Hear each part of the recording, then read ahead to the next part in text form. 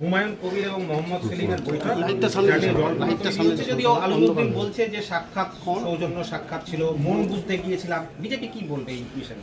BJP এখন দেখছে, আমরা দেখতে চাই মোহাম্মদ সেলিম আর তার সাথে হুমায়ুন কবির সবাই মিলেমিশে কি হচ্ছে।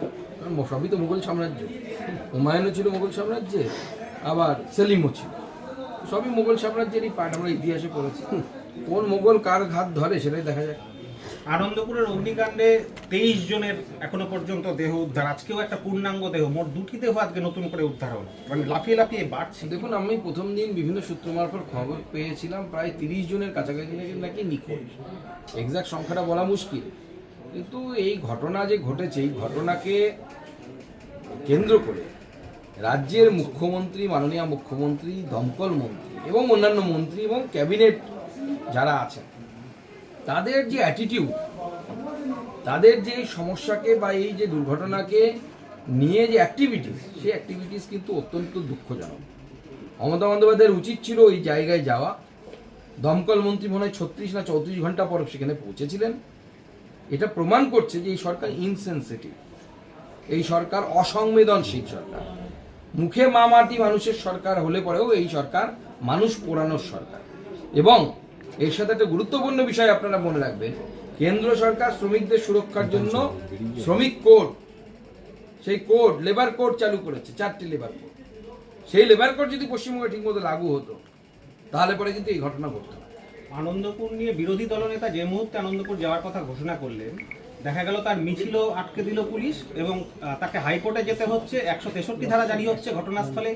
দেখুন, যারা যাওয়ার কথা তারা তো যাননি, মমতা বন্দ্যোপাধ্যায় যাননি, দমকল মন্ত্রী টাইম মতো যাননি। এবার বিজেপি বিরোধী দল হিসেবে তার কর্তব্য, আমরাও অনেক পরে যাওয়ার ব্যাপারে ভেবেছি, কারণ আমরা চেয়েছি প্রথমে আগে উদ্ধার কার্য ঠিক মতো হোক। এখন আমাদেরকে বাধা দেওয়া হবে, এটাই তৃণমূল কংগ্রেসের পদ্ধতি হয়েছে। তৃণমূল কংগ্রেস সরকার এই পদ্ধতিতেই কাজ করছে, বিজেপিকে কোথাও যেতে দেবে না। শওকত মোল্লা একটা হুঁশিয়ারি দিচ্ছেন, বলছে আইএসএফ কে যদি ভোট দেওয়া হয় তাহলে মমতা ব্যানার্জির দেওয়া ঘর মিলবে না। দেখুন, এরা মমতা বন্দ্যোপাধ্যায়ের ঘরটাকে মনে করে যে হচ্ছে মমতা বন্দ্যোপাধ্যায় মনে হয় তার যে জমিদারি ছিল, পৈতৃক জমিদারি, সেখান থেকে বুঝি টাকাটা দেন। এই টাকা জনগণের ট্যাক্সের টাকা, আমার টাকায় ঘর দিচ্ছে মমতা বন্দ্যোপাধ্যায়, আপনাদের টাকায় ট্যাক্স দিচ্ছে। আমাদের এখানে যারা দাঁড়িয়ে আছি প্রত্যেকে আমরা মমতা বন্দ্যোপাধ্যায়ের সরকারকে ট্যাক্স দিই। মমতা বন্দ্যোপাধ্যায়ের সেই ক্ষমতা কোথা থেকে হয় যে তৃণমূল কংগ্রেসের একজন নেতা এই কথা বলছে যে মমতা বন্দ্যোপাধ্যায়কে ভোট না দিলে ঘর পাওয়া যাবে না? বিজেপির সরকার আসবে, ভোট দিন।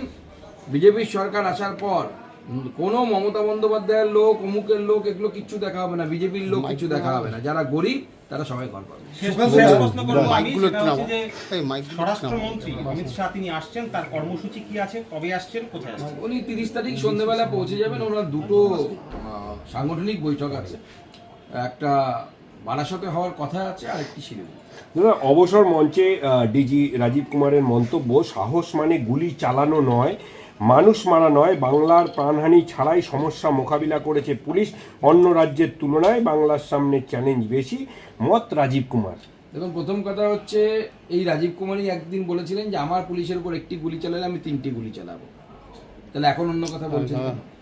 দ্বিতীয় প্রশ্ন, আপনি কি সত্যি সমস্যার সমাধান করতে পেরেছেন? আপনার সময় তো বাংলায় একের পর এক দাঙ্গা হয়েছে, হিন্দুরা উদ্বাস্ত হয়েছে।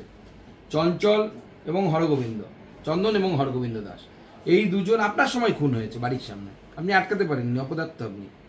এবং শুধু তাই নয়, আপনি বোঝাতে পেরেছেন কি আপনার মুখ্যমন্ত্রীকে যে বাংলার চ্যালেঞ্জেস অনেক বেশি?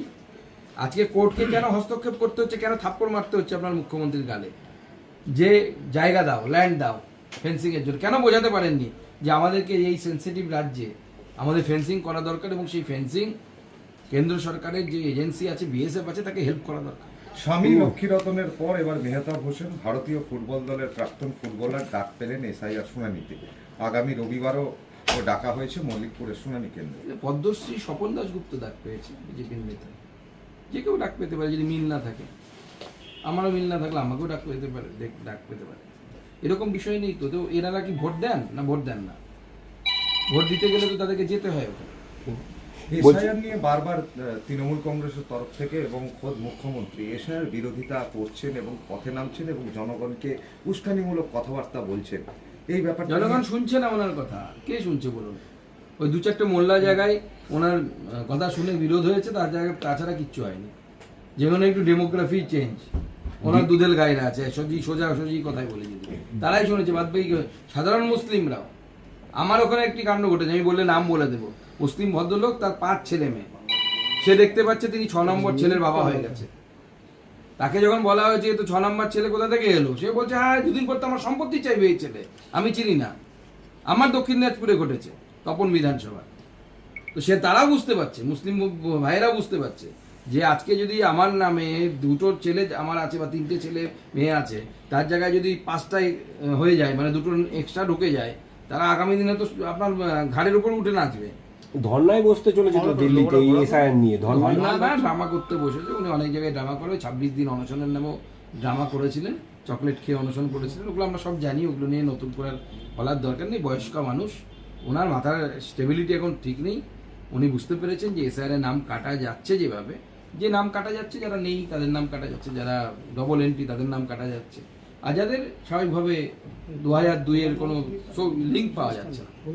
আমি সিম্পল একটা প্রশ্ন করতে চাই, আমার 2002 আমার বাবা মার নাম নেই, আমার নাম নেই, আমার নাম কিভাবে ভোটার লিস্টে থাকবে? আপনারাই উত্তর দিন, তৃণমূলের নেতারা উত্তর দিন, কোন যুক্তিতে থাকবে, কিভাবে? কোনো আইন তো দেখাতে হবে, কোন আইনের বলে থাকবে? ভারতবর্ষ তো আইনে চলে নাকি, সেটাও চালাতে চাইছেন না।